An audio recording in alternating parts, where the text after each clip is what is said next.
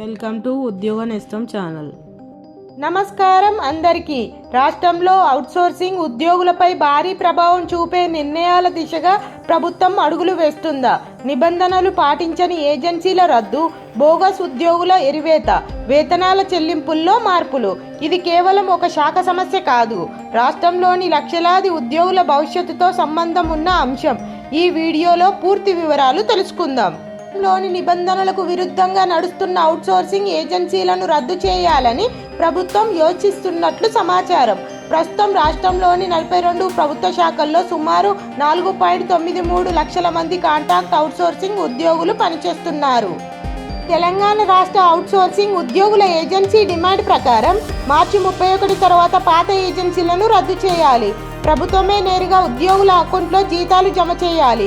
ఇప్పటికే వైద్య ఆరోగ్య శాఖల్లో 776 మంది ల్యాబ్ టెక్నీషియన్లు సేవలు నిలిపివేశారు. ప్రభుత్వం చెప్తున్నది ఏమిటంటే బోగస్ ఉద్యోగులను గుర్తించేందుకు ఆధార్ లింకింగ్ చేపట్టమని. దాదాపు 15,000 వరకు నకిలీ పేర్లు బయటపడినట్లు సమాచారం. అయితే ఆర్థిక శాఖ గణాంకాల ప్రకారం మొత్తం సంఖ్య 4.93 లక్షలుగా ఉంది. ఈ కుదింపు ప్రభావం అనేక కీలక శాఖలపై పడుతుంది.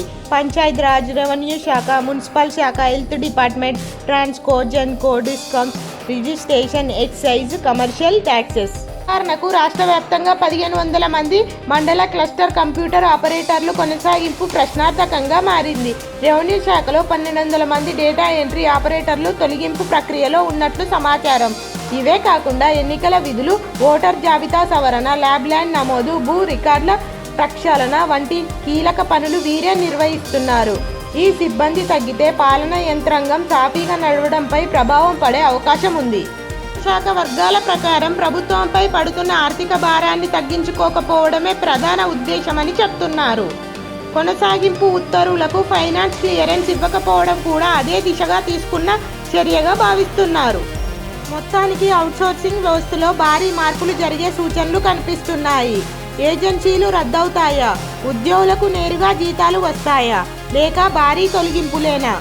ఇది రాబోయే రోజుల్లో స్పష్టత వచ్చే అవకాశం. ఈ అంశంపై మీ అభిప్రాయం ఏమిటి? కామెంట్స్లో తప్పకుండా తెలియజేయండి. ఇలాంటి ఉద్యోగుల ప్రభుత్వ నిర్ణయాలపై అప్డేట్స్ కోసం మా ఛానల్ను సబ్స్క్రైబ్ చేయండి. Thank you for watching.